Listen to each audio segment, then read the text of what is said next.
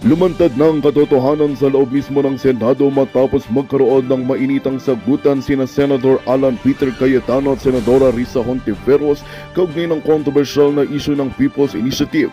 Sa isang pagdinig diretsahang kwestiyon ni Cayetano ang posibleng pagkakasangkot ni Hontiveros sa umano'y lihim na pagpopondo at pag-oorganisa ng ilang grupo na nagsusulong ng pagbabago sa konstitusyon sa ilalim ng inisyatibang ito.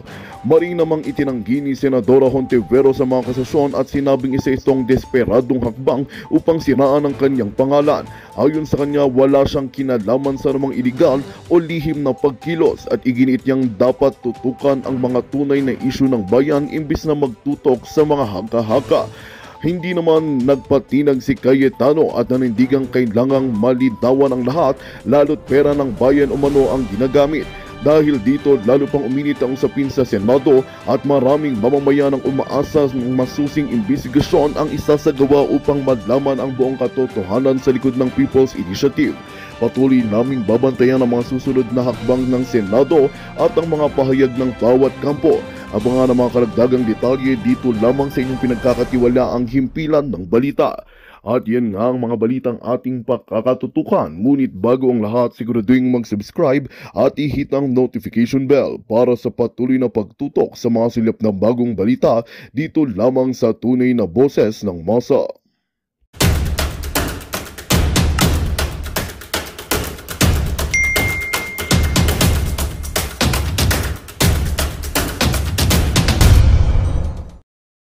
Kamusta po mga kabayan?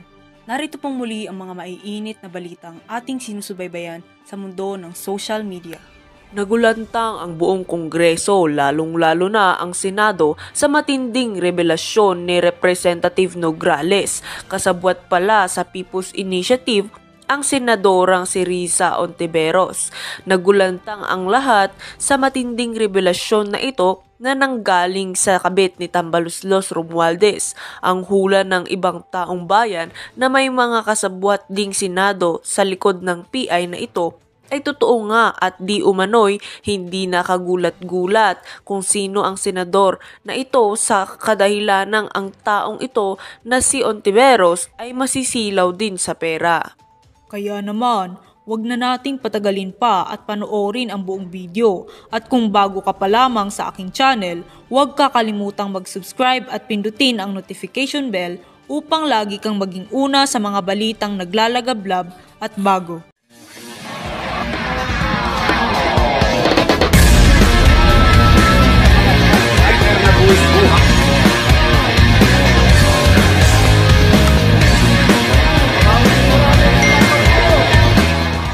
Ayon sa isang netizen, it's about time to expose.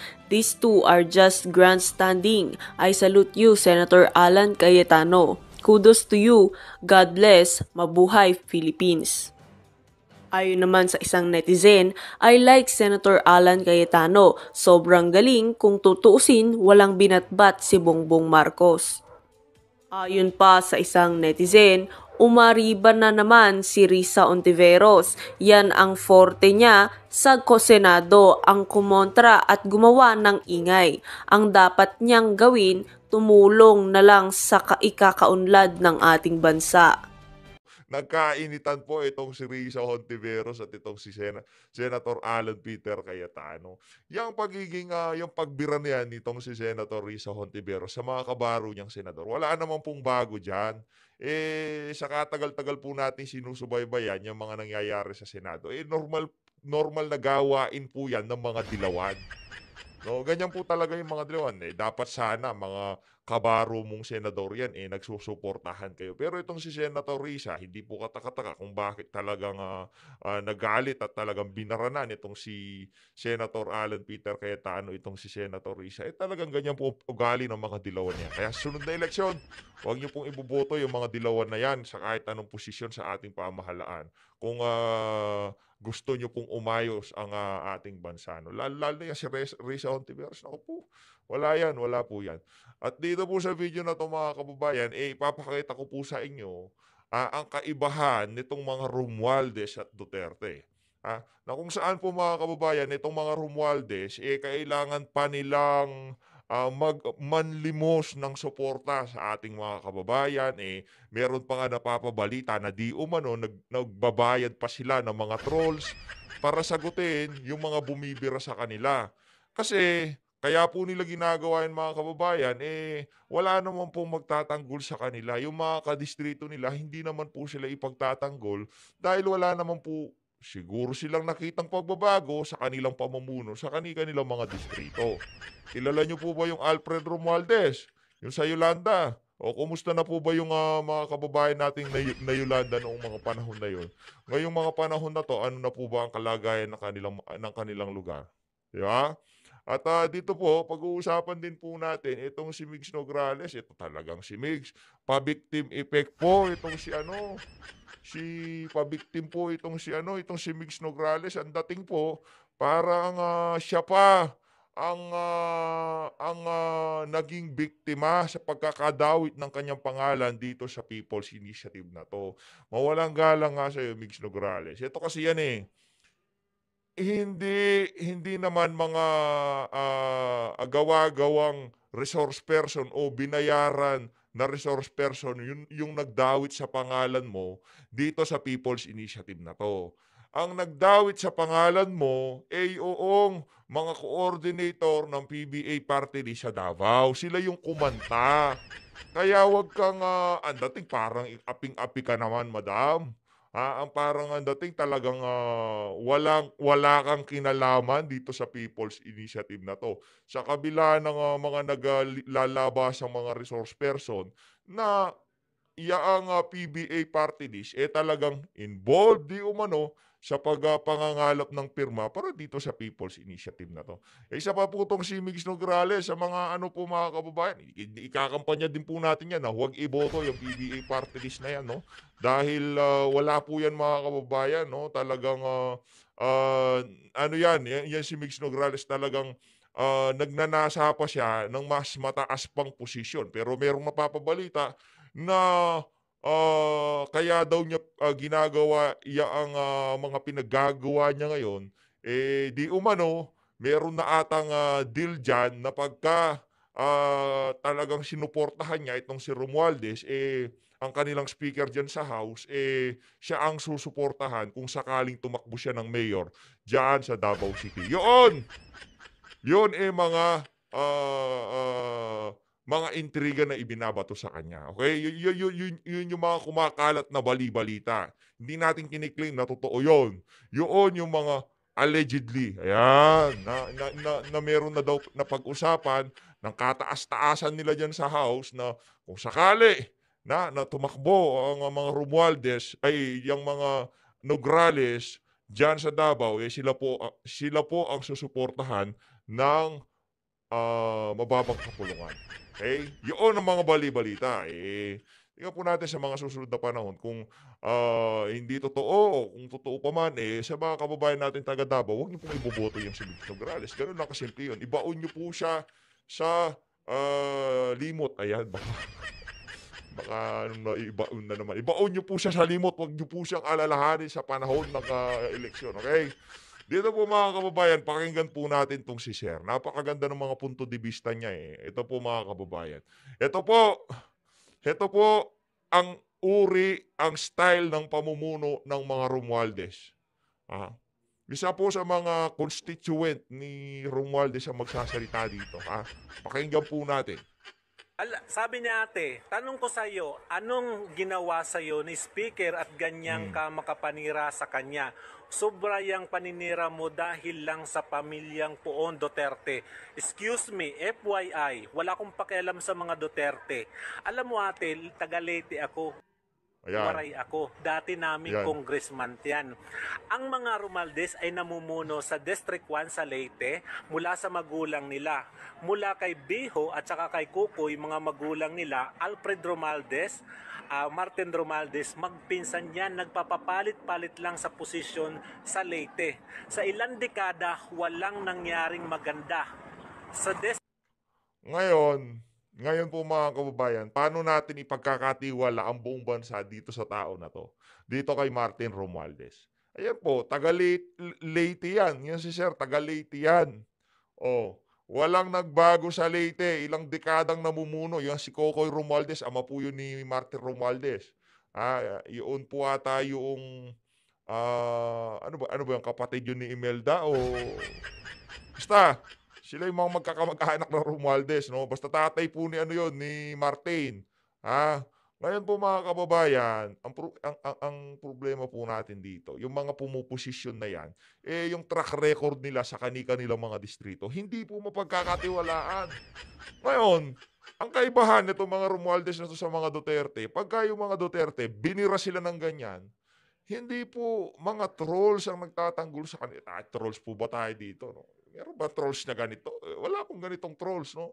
Ang problema po dito, pagka binira, itong mga Romualdez na to, kailangan pa nilang manglimos ng suporta, na di umano nagbabayad pa na, di umano nagbabayad pa ng mga trolls, para ipagtanggol sila. Pero yung mga Duterte, organic ang mga individual na nagtatanggol dito sa mga Duterte.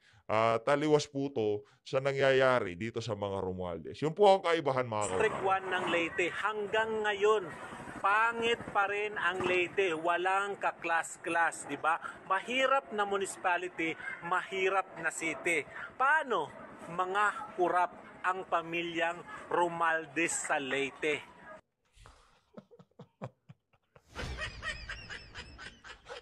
Hindi natin kakilala yan. Hindi natin kakilala yan. Paano daw, ayon dito kay Sir, corrupt daw yung mga Romualdez sa Leyte. Ngayon po mga kababayan, ipagkakatiwala nyo po ba ang ating sambayanan dito kay Martin Romualdez? Gayon yung mga tao, yung mga nasasakupan nila dyan sa Leyte, sila na po ang nagpapatotoo kung anong klaseng mga tao yung mga Romualdez na yan. Hindi po sa atin nanggaling yan. Nanggaling po yan kay Sir. Nanggaling po yan kay Sir. Yan po yung mga taong nasa mga mataas na kapangyarihan ngayon sa pamahalaan. Yan po mga klaseng politiko na meron tayo. Tapos sinasabi nitong mga crocodile na to, pag daw naamendahan yung mga provision sa 1987 Constitution, aasenso ang ating bansa. Mga loko-loko, huwag nyo nga kaming lokohin. Huwag ganon. Imposibleng mangyari yun. Suntok sa Mars yun. Mga brad, imposibleng mangyari yun. Pagka na-loosen nyo na yung mga economic provision natin, biglang uunlad. Hindi. Mas dadami yung kukurakutin ninyo. Kayong mga crocodile kayo. Diba? Yun. Kaya tayo mga kababayan, hindi tayo gano'n sold dyan sa pag-aaminda na saligang batas. Kasi kung ngayon nga, konti pa lang ng pera natin, di mamando ng maayos. What more pagka umaagos yung pera, di ba? Aagos din ang korupsyon, panigurado. O dito na po tayo kay Senator Risa Hontiveros at Senator Alan. Panoorin po natin sila magbirahan. Answer, Mr. Yusek De Vega. Yes, sir. Technically, dahil OFW sila, dapat sa DMW. Okay, But DMW, bakit hindi nyo binigyan ng abogado? Nirequestan kayo ang aga-aga pa, August 30. Naku po. Your Honor, Ayan na. meron po. Meron po kaming hinire na abogado sa Italy at meron na po silang abogado. What date, sir? The very first time we came to know of the incident, at fact-finding team was sent there and the fact-finding members hired a lawyer immediately. Your When, sir? When? Tapos pinagbibita ka na, ba't ang tagal ng abogado? Ang tagal ng report eh.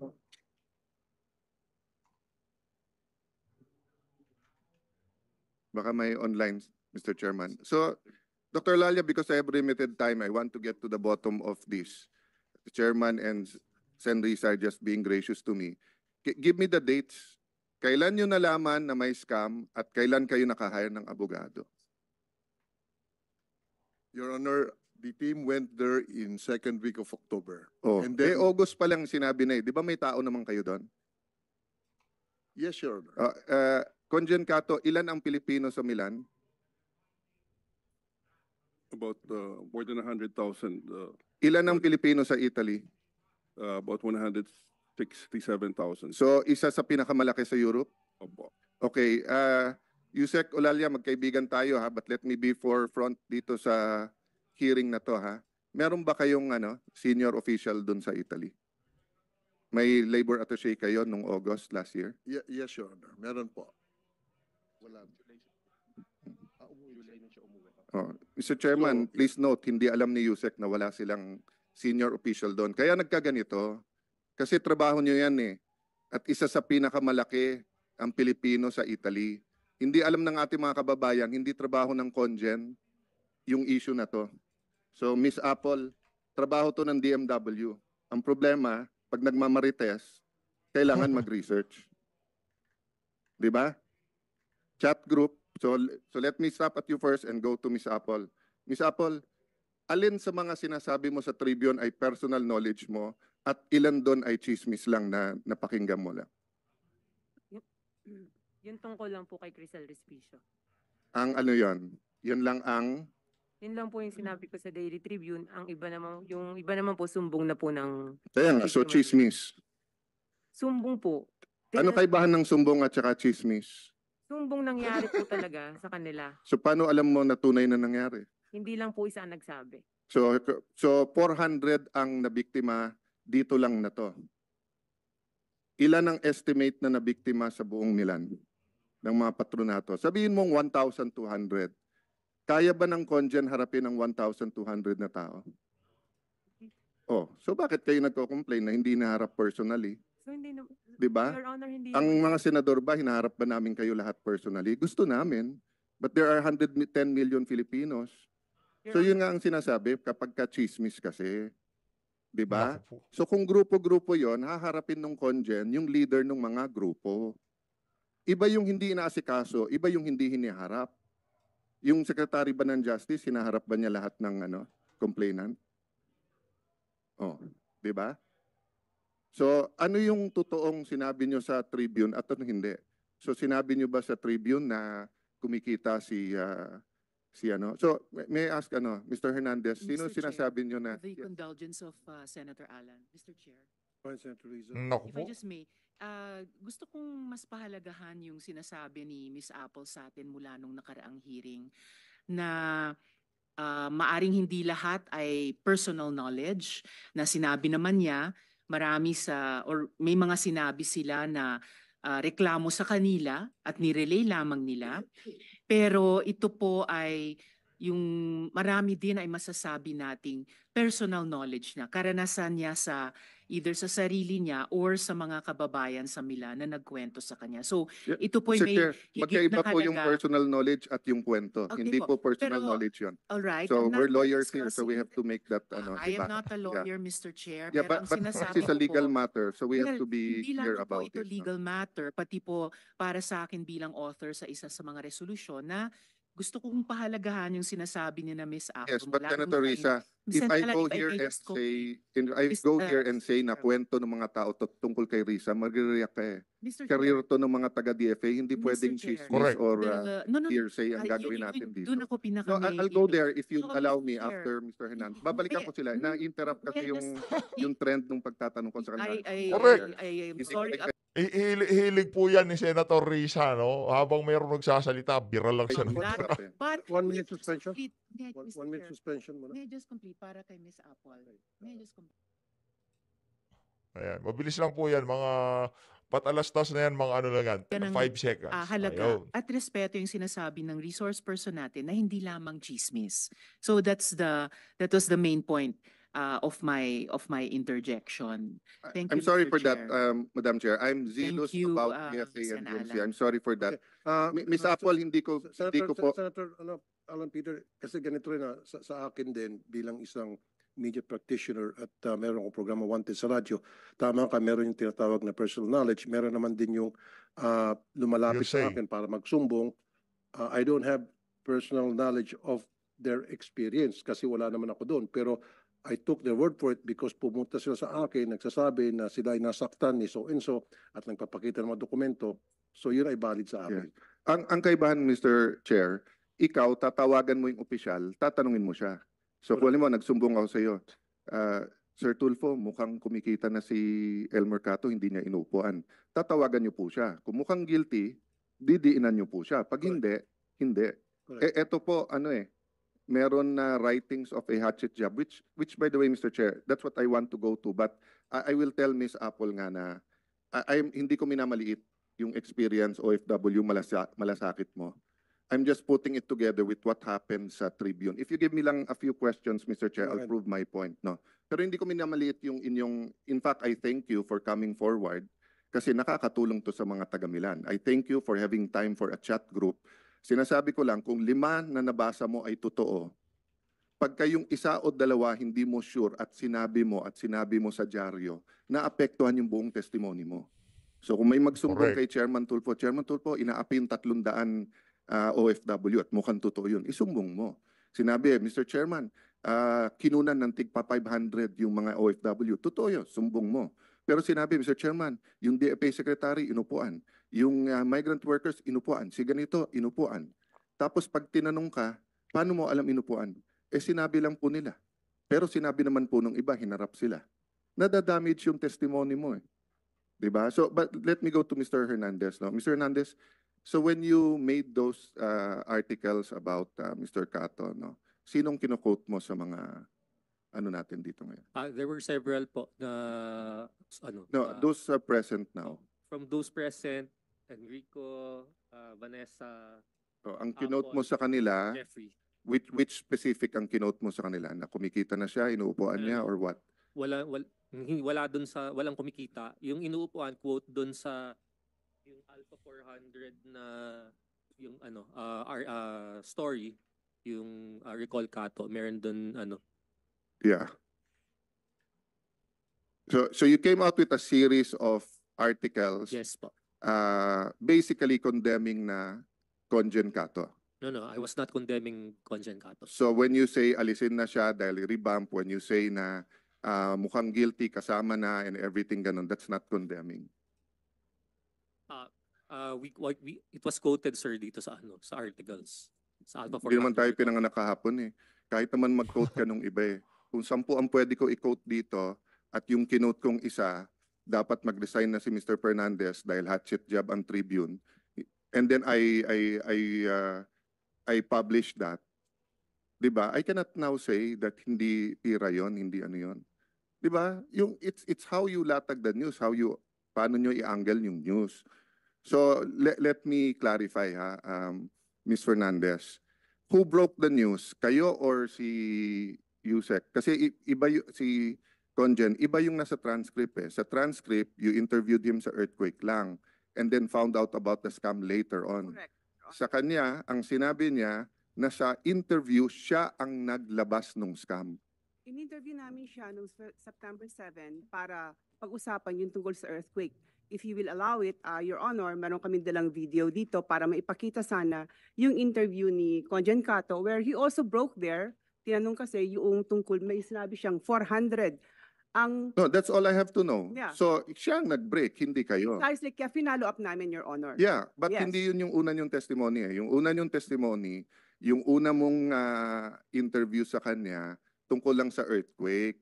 Let me finish please. Nung nilabas nyo na yung tungkol sa scam sa Milan, hindi nyo na siya mahuli. That's hindi, correct. But that's not what happened. What happened was, in your first interview, siya ang naglabas na meron, and then off the air, sinabi niya sa iyo, ma'am, pasensya na ha, hindi ko mabibigay yung details kasi under investigation to. Hindi ba yun ang nangyari talaga? Your Honor, if you will allow me, we have they subpoenaed No, the documents. I don't need that eh, because you already admitted eh. Ang tanong ko lang naman is, in your first interview, did he already bring up the scam or not? You already said he brought it up. He did, but I did not interview him. It's Alan and Mr. John Dodson. Yes. So he was the one who broke it. He brought it, yes. He Yes. brought it out. That's why they came out. Okay. Kaya sila lumabas. Dahil nakita nila si Conjen Cato na nandun sa usapang OFW, so nakipag-contact sa amin yung mga nabiktima, and that's how we started it. And then we tried to call Conjen Cato para sagutin nga ito at i-endorse yung mga complaint. Ayaw niya magsalita. So that's the story, Your Honor. No, that's your story. That's the real story, Your Honor. No, that's one side of the story. No, That's Your your Honor, story. that's the real story. Huwag ka makipagtalo mo daw, baka makontent ka dyan. Kahit tayo ng boses dito. It will be I warn you, you don't have the right to raise your voice in Correct. this hearing. Kahit na... You don't have the Ay, right. naku po. Apologies, Your Honor. You're used to Chairman. that kasi. Can Mr. Fernandez also No, take the seat? Mga resource person, wala kayong karapatan na magtaas ng boses dito. Okay? Ang pwede na magtaas ng boses siguro yung nagtatanong sa inyo pero kayo hindi pwede. Okay? Mr. Chairman, I will also moderate my voice so that I will be respectful.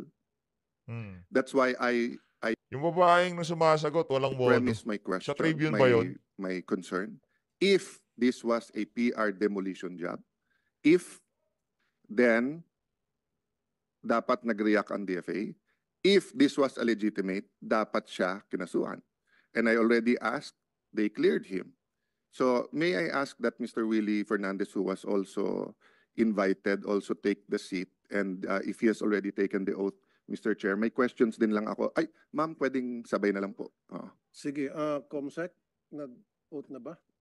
Si Mr. Tapos na, Senator Yeah. Alan. So let's clear the facts, ha? So, in-interview niyo si Mr. Cato at kaibigan niyo siya, correct? That's true, Oo. Your Honor. Mr. Fernandez, would you like to Happy Valentine's? Happy Valentine, Your Honor. Yeah. So kaibigan niyo rin po si Mr. Elmer Cato? Yes, sir. Okay. So nung in-interview niyo, everything was well. Siya po ang nag-reveal na meron scam. Tama ho yan. Tama. Okay. Teka muna po, hindi po ako nag-interview. Yes po. Tribune po. Yung program po ng Tribune. Okay. So, going back to Mr. Hernandez and the writers who wrote and nag-banner about him. Sa isang tao na uupuan niya yung scam, before nyo in-interview, humingi na siya ng abogado. Nung interview nyo, siya nagsabi sa inyo na may scam eh. So mukha ba yung isang tao na inuupuan yung kaso? Pero ano, Opo. pinupuri ko nga po siya. Sabi ko po sa kanila, kung sinabi sa akin, ang galing ni Elmer Cato, kaibigan ko yan. Yes. Ngayon po, nung subsequent, nakita ko kasi ng mga so-called victims, no? With quotation mark. Yung interview kay Conjan Cato, naglabasan po sila. Kasi si Conjan Cato, mahal ko yan. In the same manner that, you know, magkakasama tayo eh. You see? I really miss the good days, Your Honor. Di ba? Naglabasan po yung mga tao. Anong gagawin po namin? Yeah. Sige, let's sir. No, At let's isang go araw through po- that. Let's go through that, Oo. Mr. Fernandez. So, okay yon. So, because of what he said, naglabasan. Opo. So, dahil you're a legitimate news organization, you have to interview them. Yes, Diba? sir. Okay. Now, when you interview them, hindi ba dapat, kung may allegation sila against Mr. Cato, i-interviewin niyo naman siya? Yes, sir. Okay. Ginawa po yan, sir. No. I'll ask muna the question, sir. Ha? So, dapat in-interview siya. Di ba? Okay. Pero hindi ba nauna yung banner painting him as in the pockets of bago niya hiningan siya ng comment? I don't think so, sir. So, Because nung hindi po siya makontak si Elmer Cato. sino yung unang banner? Di ba unang- Sino sumulat nun? Sumusulat po si Alan at saka Alan, kailan mo siya hiningan ng comment? Sorry, Mr. Chairman, I just want to shortcut to get to the bottom of it. Just to prove either of the two. To prove that this was a legitimate breaking story, that they had all the right as press, or that this was a hatchet job. Okay, if I may interject. Hindi po pwedeng- Excuse me, Senator Alan, ako po'y manunulat din at broadcast at the same time. Tama kayo, bago kayo gumawa ng expose, dapat tinatawagan nyo muna yung gagawin nyo na excuse me. Dapat tatawagan nyo muna yung gagawin nyo na expose para doon sa pagsusulat nyo, nakabalas na. At doon, bahala na yung readers kung sinong paniniwalaan. Ang nangyari kasi, I myself have been a victim of that several times, na in-expose muna, tapos saka kung mag-react, kumalat na the damage has been done. So, sa lahat ng taga-media dito, kung may mga kapanood ng mga taga-media, dapat make it a practice na before you do an expose on somebody, make sure makuha niyo yung side ng gagawin niyo na expose para masabi niya yung side niya and then sabay niyo isusulat yun. Kasi ang nangyari, expose lang sa isang tao, todo ba na sa kanya, and then get the side later, which is wrong. That's a wrong practice sa pagka-media. I've been a media practitioner for 25 years, and I always do that. Never kung banat ako ng banat tapos saka lulusog. Thank you for that, Mr. Chairman. And siguro, we can take judicial notice that that's part of the ethics talaga ng ating journalist, di ba? Whether sa broadcast or sa print, that yung pagbabalanse ng story, hindi pwedeng banat muna and then humingi ka after. Dapat sabay. Secondly, how you angle the story, of course, is up to you. Press freedom yan. But it could also be used, di ba, to send the wrong message kung PR ang gagawin natin. Di ba? But that's a second point. So, Mr. Alan Hernandez, let's clarify the facts before we go to your... Mr. Fernandez, tama ho ba kayo ang editor-in-chief o presidente? Anong posisyon niyo ho sa Tribune ngayon? Ako po ang publisher. Ikaw ang publisher. Sige, I'll go back to that later on. Mr. Hernandez, so when did you break that first story? Okay. Presidente. I broke the story on Saturday, September 23. Okay. And that was more or less 3 weeks after Mr. Cato came out with the expose. Okay. But yeah. Answer my questions muna. Yes, that was about 3 weeks after yung interview sa kanya. 2 weeks, 3 weeks. Kailan ang interview mo? September 7. September 7. And you were aware of the September 7 interview? Yes, sir, because I was the one who interviewed him. Yeah, and you told him you're going to write about it, but you never wrote about it for 2 weeks, di ba? No, yes or no lang. I mean, madali lang to eh. Mr. Willie, personal knowledge to ni Alan, so yes. Please don't coach him. Yes, I was never...